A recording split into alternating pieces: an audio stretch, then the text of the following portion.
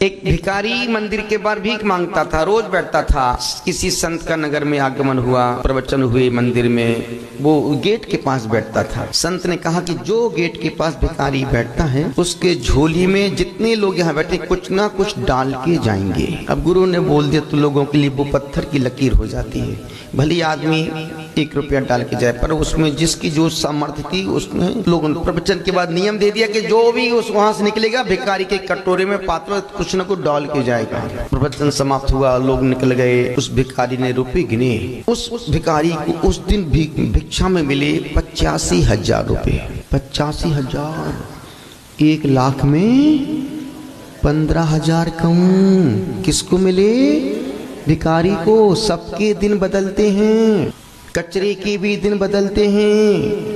ये मत सोचना कि यार मेरी किस्मत ही, कभी भी जिंदगी में ये शब्द मत बोल मेरी तो किस्मत ही फूटी है, मैं क्या करूँ, कुछ भी कर तो कुछ भी नहीं करूँ।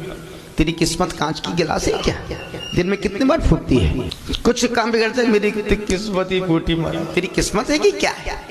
जब ये हल्के शब्द बोलना ही नहीं कि मेरी किस्मत फूटी, मैं तो भाग्यहीन हूँ। क्यों? तू तो पुण्य का हकदार है, पर तुम कुछ करना नहीं चाहते हो, तुम फोकट में पाना चाहते हो। उस भिखारी को उस दिन 10 मिनट के अंदर 85,000 उसके पात्र में आए। भिखारी उठा, मंदिर आया।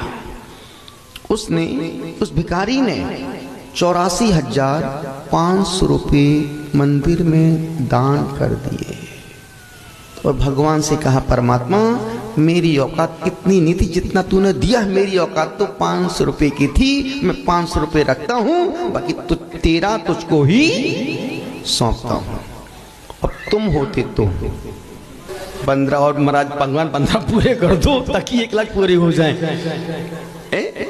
15 और पूरे। और हमेशा आदमी यदि उसकी जेब में 90 रुपए हैं और बगल पड़ोसी की जब 100 रुपए पड़ा तो सोचता कि यार 100 कैसे पूरे हो जाए, और 10 के उधेड़ बन में पूरी जिंदगी को निकालता, पर 90 का सुख नहीं भोग पाता है।